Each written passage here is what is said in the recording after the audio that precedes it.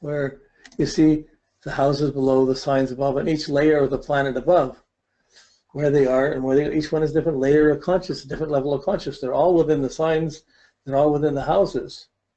But each one needs to be interpreted separately to see it properly. They're all members of the same band. The planets are all members of the same band. Oops, so well. Planets are all members of the same band, but they each have their own sheet music to play, and some of it's harmonious, some of it's not, and it takes a certain concentration to. Each of those planets are playing your symphony. They can play it well or bad, or in tune or out of the tune. And we generally fumble through it, and we got 90 years to play with it. Sometimes we're in tune, sometimes we're slow, sometimes we're fast. For everybody, it vibrates, but we want to make it meaningful in our way.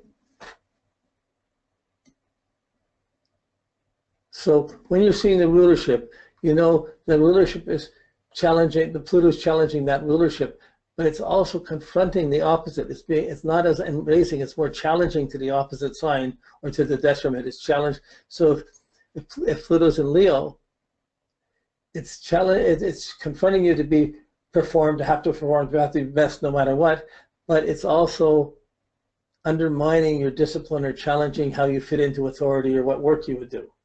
So there'll be another side to it from the detriment. But usually you can take care of enough by knowing something's ruling and you're working with Saturn. You can take a moment and say, well, if it's Capricorn, I got to have my fears about this, but it's going to cost my lifestyle. I have to work somewhere away from home.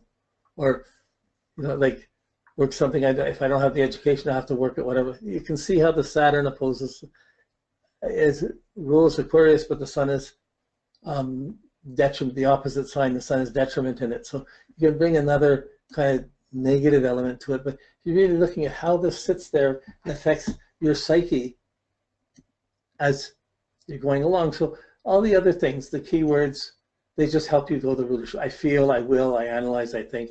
They just, I have, I balance, I am, I desire, I believe, I understand, I know, and I use.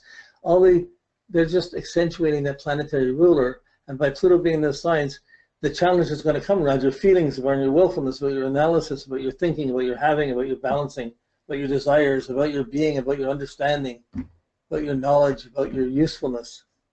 So you can start to see how this comes in. So that's really, then again, you can start bringing these into what colors you like or don't like. You know, like I have Pluto and Leo. For me, Guy,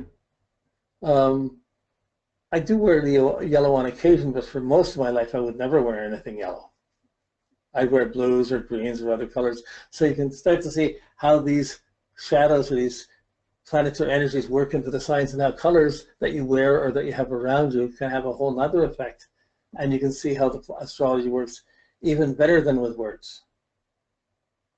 Okay, so we have another workshop next week, and it's going to be dealing with the angles, your ascendant, your IC, your descendant, and your MC. I don't know if we'll get through them all, but we'll get through the IC anyways, and then probably ascendant, we'll try and do them a little bit faster, but it's important to see these. They're very intimate factors in a chart of how the sign affects your house cusps. But we're just dealing with the main angles.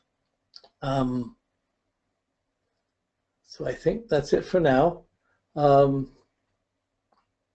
Thank you, and we'll pick up with the houses, on the signs on the houses for next week, and that will be our last class. There won't be anything till we start, till the new year. Okay?